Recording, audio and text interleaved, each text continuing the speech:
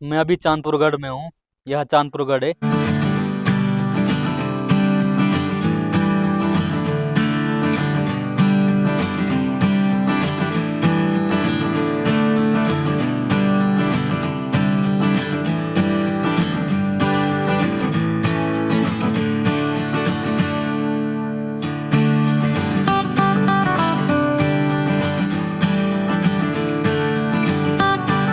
यहाँ पर जो है ये राजमहल है। ये इसका जो है जीर्णोद्धार कराया गया है।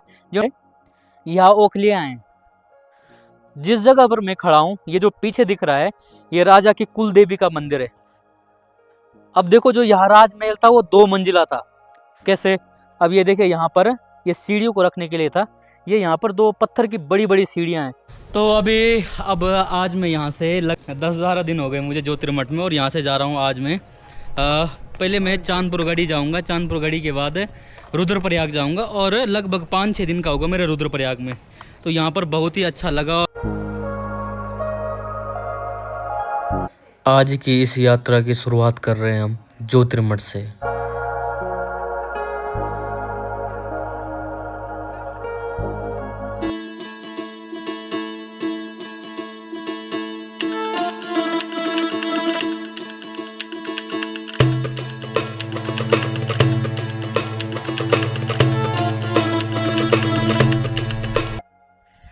नमस्कार, मैं अभी चांदपुरगढ़ में हूँ।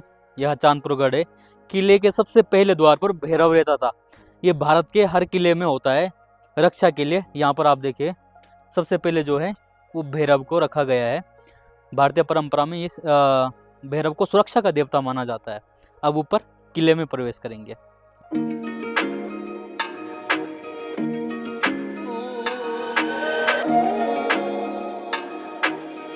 तो दोस्तों, मैं अभी चांदपुरगढ़ में हूँ। यह चांदपुरगढ़ अगर पंवार वंश की जन्म स्थली भी इसको कहा जाए तो कोई संदेह नहीं है, क्योंकि जो लेख लिखा है उसमें यह कहा गया है कि जो सोनपाल था, सोनपाल की बेटी के साथ कनकपाल ने विवाह किया था। बहुत सारी जगह भानु प्रताप भी लिखा है, लेकिन यहाँ पर सोनपाल लिखा है। तो ऐसी मान्यता है कि जो भानु प्रताप थे वो कत्यूरी थे। उन्होंने अपनी बेटी की शादी कनकपाल से कराई, जो कि मालवा से आए थे 699 ईस्वी के आसपास। तो यहाँ पर जब वो आते हैं तो यहाँ पर जो भानु प्रताप थे या फिर सोनपाल, क्योंकि नाम में अभी मतभेद है, उनका यहाँ पर राज हुआ करता था। तो वो वानप्रस्थ चले जाते हैं, अपनी इकलौती बेटी की शादी कनकपाल के साथ करवाते हैं। और तब तक जो है यह वंश जो अब फिर पंवार वंश की नींव पड़ती है। यह उनका किला है। ये इधर उधर मत घुमाना, बस फिर मेरे पे देख। यहाँ पर जो है ये राजमहल है। ये इसका जो है जीर्णोद्धार कराया गया है। जीर्णोद्धार भी क्या कह सकते हैं इसको। जो है इसका जब उत्खनन हुआ तो यहाँ पर बहुत सारी चीज़ें प्राप्त हुई हैं। हथियार मिले हैं, तांबे के बर्तन मिले हैं, बहुत सारी चीज़ें हुई हैं। अक्सर क्या है, 15वीं सदी तक यह जो किला है वह पंवारों की राजधानी रही है।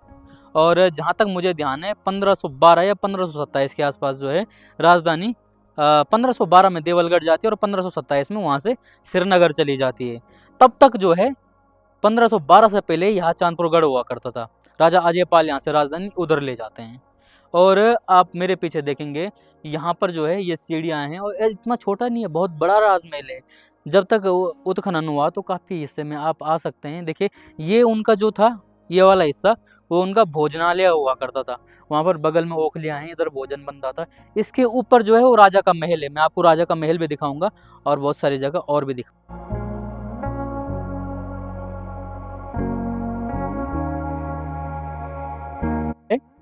यहाँ ओखलियाँ हैं। तो इससे प्रतीत होता है ये वाला जो एरिया था वो उनका भोजनालय था। इधर देखिए आप, यहाँ पर जो है काफ़ी हिस्सा जो है चौड़ा रखा गया। हो सकता है कि यहाँ पर भोजन बनता होगा, और यहाँ पर काफ़ी ओखलियाँ हैं। बगल में जो है वो भी भोजन वाला हिस्सा रहा होगा। उस जगह पर मैं खड़ा हूँ, ये जो पीछे दिख रहा है ये राजा की कुल देवी का मंदिर है। और यहाँ पर राजा पूजा किया करते थे। पंवार वंशी जितने भी राजा रहते थे, 15वीं सदी तक की बात है। उसके बाद मैंने कहा कि राजधानी देवलगढ़ चली गई थी।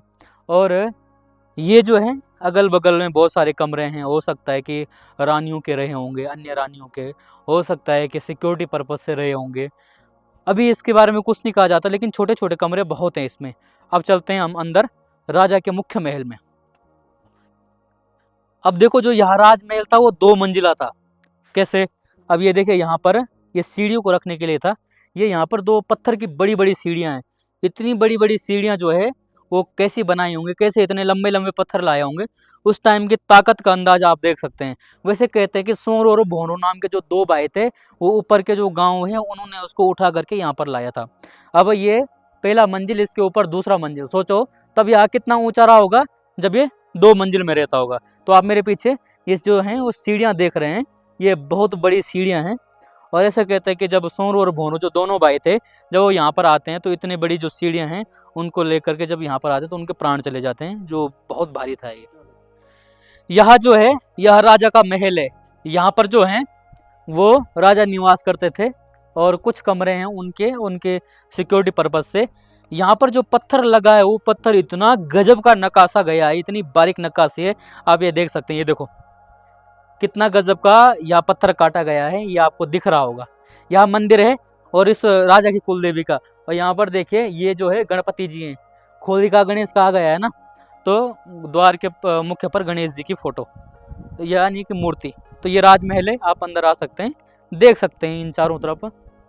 और बारिश भी लगने लग गई है। यहाँ पर आप देखिए, यहाँ पर इन पत्थरों की किस प्रकार से गजब की नक्काशी हुई है, ये आप देख ही रहे हैं। हो सकता है ये बैठने के लिए रहे होंगे, इमारत का हिस्सा रहे होंगे या फिर चिनाई कर रहे होंगे। यहाँ पर एक मूर्ति है, यहाँ पर एक मूर्ति है, ये संभवतः राजा की है, घोड़े में है और सिर पर जो है ये लगा हुआ कुंडल। क्योंकि बाद के राजाओं में नाथों का जो है प्रचलन ज़्यादा रहा है, जो नाथ योगी हैं उनका प्रभाव जो है यहाँ पर ज़्यादा रहा है पंवारों पे ना। तो हो सकता है क्योंकि कानों में कुंडल भी हैं, ये भी हैं, तो ये बाद के राजा रहे होंगे जो कुंडल धारण करते होंगे बाद में।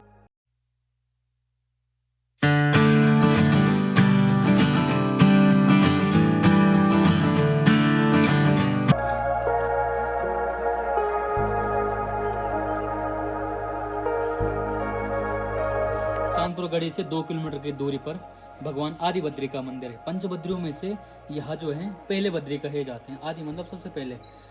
तो यहाँ पर 16 मंदिरों का समूह है और यहाँ ISI के अंडर में आता है, आर्कोलॉजिकल सर्वे ऑफ इंडिया, भारतीय पुरातत्व विभाग।